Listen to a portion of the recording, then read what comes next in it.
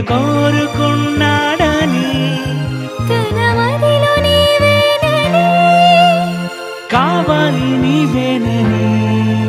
అది తెలియాలి నీకేనని దేవుని పనికి ఈ భూమికి ఆదాము నుండి వచ్చావు